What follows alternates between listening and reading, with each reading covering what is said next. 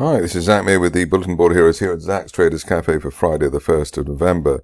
Starting off with the FTSE 100, which has obviously had the rug pulled from underneath it with the budget, tax and spend budget. 82.30, the breakdown point. We had an RSI fader at neutral 50. In fact, we had two of them, so that was the sign that we could go down. We're always fearing that we might have to hit the 200-day moving average, currently at 80.76.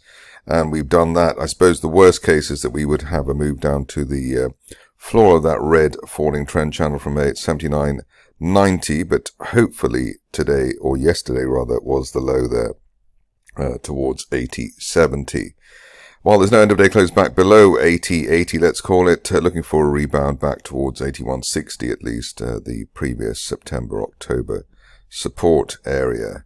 Moving on to the DAX, and here the position was looking slightly more ropey than it has of late yesterday, and the market, I suppose it's hit its low there for Thursday and bounced off the 50-day line, in this case 19,000. So that was what was expected, although we didn't really want it. While there's no end-of-day close back below 19,000, looking for a retest of the recent highs. Best case would be 20,400 at the top of that rising trend channel from last year by the end of next month.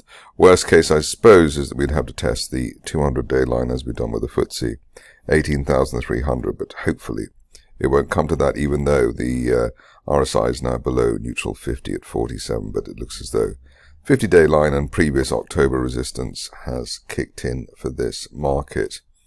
Next up is the Dow, and here gapping down through the 50-day moving average. Not a great look. That suggests that we're heading down towards the old July-August resistance area, 41,500, and now cannot rule out a move to the floor of the rising trend channel from last year at 40,400. Early and end of day close back above a recent resistance, 42,500, really killing the idea of a basically an October head and shoulders breakdown with a gap on the side. RSI failure at 50 was a leading indicator on a potential move down. Moving on to Bitcoin, which I suppose should be a Trump trade, but has decided that over the last couple of days it doesn't really feel like it. The broken resistance line there from March at 68,000. Below that, looking for the 50-day line and the previous October support there at 65,000, but hopefully nothing worse than that, even though we've got a bit of a bearish divergence in the RSI window there, so there could be a move down towards that 50-day line. Even gold has had the rug pulled, as you can see, went through 2,800 and then pulled back quite sharply. Initial support here, 27.25, and then the floor of the rising trend channel from June. I suppose just below that, around 27.20. Ideally, we don't go lower than that on the latest pullback. Moving on to the stocks and starting off with Bezant, which has just had an RNS today regarding Hope and Gorob. Here you can see that still making good progress in terms of the rising trend channel base that we've got there above the 50-day line there at 0.03 and looking for 0.045 by the end of next month.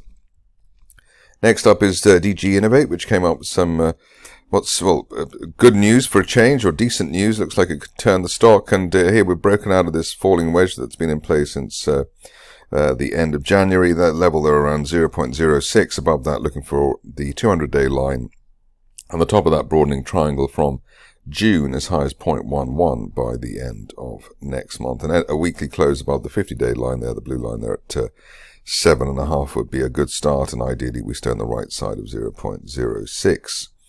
On to Emerson, where it looks as though there's some relief after maybe most people threw in the towel, maybe including the company, but we've had, from a technical basis, a very good a couple of signals here. One is bullish divergence, so the low for the end of October, but higher RSI trace. And then at the moment, if we close above 0.55, then we're looking for this market to at least get back up to the 0.8 pence level, which was resistance on the way down. Probably a bit too early to dream of anything higher than that, but you can see that off the lows we've had positive candles, so it does look as though there was a flushing out of the weakest of hands and setting climax with a turnaround there. Next up is ECR Minerals, which had a decent announcement today about selling non-core assets, and also a company with a company with £75 million of tax losses. But forgetting the detail, we've got an unfilled gap to the upside, still looking for 0.4 pence plus by the end of next month, backed by today's unfilled gap to the upside. This hopefully mid-move consolidation that we've had between 0.28 and 0.32, and the way that the 50 and 200-day moving averages are both rising at the moment, that suggests we're going into a golden cross. Right up to a golden cross, typically the strongest part of the cycle. Finally, even better, we've had 3 bounces for the RSI at or above a neutral 50, which tends to be a leading indicator on the upside as well. In fact, one of the best leading indicators. So quite rare there to see 3 of those bounces, and hopefully we stay above the 200-day line at 0.28 ahead of a move to 0.4. Maybe that will give us the news that the company delivered, or the answer to the news that the company gave us today. Moving along to the next situation, which is Trump. It is a Trump trade, I suppose. We've got Ferrexpo here. The shares trading around our previous target there, around the 64-65 pence level. In fact, 64 pence, above 64. Looking for the upper parallel of that triangle there from back in March, as high as 76 pence by the end of next month. And obviously, the new president, whoever they are, will be in place by that time. Ideally, no price action now, back below yesterday's support at 60 pence. Next up is GSTechnologies, and here you can see that we've got this little rebound above a bounce on the falling 200-day moving average. That suggests that's basically we're in a bull flag, and above a penny, looking for up to 1.45 pence by the end of next month. Ideally, we stay obviously above the 200-day line. Moving along to MicroSalt, where despite somebody saying that I hardly ever get any calls right, this is one that I can say I did get right. And in fact, even the peak today was looked for yesterday, when we were looking for a break of the second target there at 82 pence, leading us to the post-June resistance just above £1. So we got that today, the high 102.5. Ideally, we stay above the 82 pence level and that broken resistance line target, and end of day close through 102 could give us a push back up to 120 or 130 by the end of next month. But the key here, probably certainly remaining on the right side of that 82 pence zone. Next up is Minoan, which had, I suppose, surprisingly positive sounding news, and it's interesting that we had the clear out here, which I did notice a week or so ago, that flushing out below the lows, which you see now and again. Maybe it's a bit like Emerson, below 0.5 pence.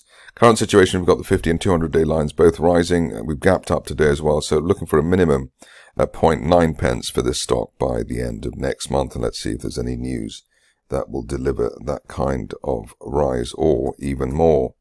Moving on to Ondine, and here we've gapped up today after today's RNS. It's related party transaction news, and here above the 200-day line at basically 8 pence, we have been looking for 9.6 pence, and above that as high as 12 pence or 13 pence, that resistance line there from January, by the end of next month. We've already had 2 gaps off the lows, which suggests this is a pretty strong situation, probably stronger than it actually feels at the moment. On to Ondo, who I interviewed earlier in the week. We were already looking for the shares to push higher when they broke through 16 pence, and that time the target was around 17 3/4. Above 17 3/4, we were looking for 23.5 of that red line, and now, a bit like MicroSalt, we're looking for the highs before that, which basically takes us to 30 pence, and hoping for that well before the end of next month. Ideally, we stay on the right side of that previous target there, around 23.5 pence. I looked at Seascape before as well, so this is another one which one could claim as being a winner. And here you can see that we've got a golden cross this week for the end of this week. We made it through the previous target there, the initial target there were at 26 pence, second target there 40 pence, and looking for the shares actually to deliver a bit more than that, up to maybe as high as 65 pence if this is a mid-move consolidation.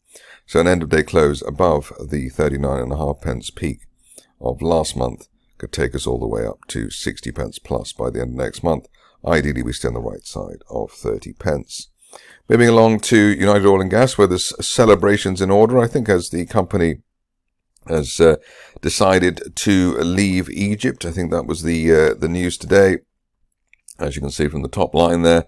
Current situation in terms of the chart, we have been looking for the shares to turn around, and basically above the 50-day line there at 0.15, looking for 0.24 by the end of next month. Obviously, today's news delivers a bear trap reversal from below September support at 0.14.